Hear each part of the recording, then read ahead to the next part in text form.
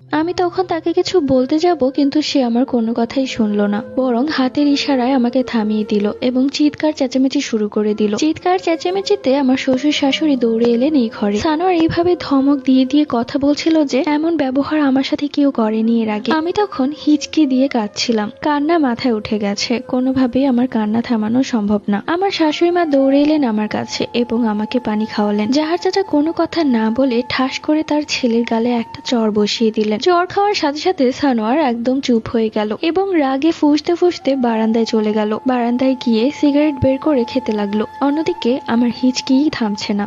আমি জাহার চাচাকে বললাম, আমার বাবাকে কল করুন, আমি আর এখানে এক মুহূর্ত থাকবো না। তখন জাহার চাচা আমার মাথায় হাত বুলিয়ে দিলেন আর বললেন, তোমার বাবা যদি এসব কথা শোনে তাহলে খুব কষ্ট পাবে। সে অনেক আশা নিয়ে তোমাকে আমার কাছে দিয়েছে, আর যদি জানতে পারে বিয়ের রাতে তুমি এভাবে কাঁদছো তাহলে ওর মনটা ভেঙে যাবে, আমাকে খুন করে ফেলবে। আমার শাশুড়ি মাও আমাকে বোঝাতে লাগলেন। আমার শাশুড়ি মা দৌড়ে গেলেন বারান্দায়, তার হাত থেকে সিগারেট নিয়ে ছুঁড়ে ফেলে দিলেন আর রাগে চিৎকার করে বললেন, ফারজানা তোর বউ, এই বাড়ির নতুন সদস্য, বিয়ের প্রথম রাতে তুই ওর সাথে এই ব্যবহার করছিস? তুই আমার ছেলে, তোকে আমি জন্ম দিয়ে ভুল করেছি, এখন আমাকে পস্তাতে হচ্ছে। এইসব কথা শুনেও ওর যেন কিছুই যায় আসে না, বরং মায়ের সামনেই ও আরেকটি সিগারেট ধরিয়েছে। শাশুড়ি আম্মা তখন তার নিজের ঘরে আমাকে নিয়ে গেলেন। শ্বশুর আব্বা চলে গেলেন গেস্ট রুমে, আর সানোয়ার ওর রুমে একাই রয়ে গেল। আল্লাহর রহমতে আমি আমার শাশুড়ি মায়ের রূপে আরো একটি মা পেয়েছি। তিনি আমাকে খুব সুন্দর করে বোঝালেন, একদম আমার মায়ের মতো। কাঁদতে কাঁদতে বললেন, তুমি আমাদের একমাত্র ভরসা। আমার ছেলেটা কোন পথে চলে যাচ্ছে দেখছই তো,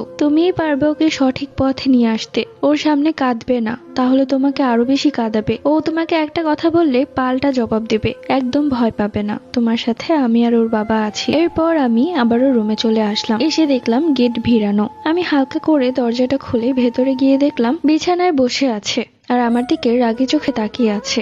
আমার খুব ভয় করছিল সামনে যেতে, তবুও শাশুড়ি মায়ের কথা মতো সাহস নিয়ে সামনে গেলাম। ও তখনও আমার দিকে রাগি চোখেই তাকিয়েছিল। কেন যেন ওর জন্য একটু মায়া হচ্ছে, কেননা বাবার হাতে চড় খেয়েছে আমার জন্য। মনে মনে বললাম, ঠিকই আছে, আমার সাথে এরকম খারাপ ব্যবহার করার ফল। আমি তখন ওর দিকে করুণার চোখে তাকিয়ে বললাম, সামনে থেকে সরেন, আমি ঘুমাবো।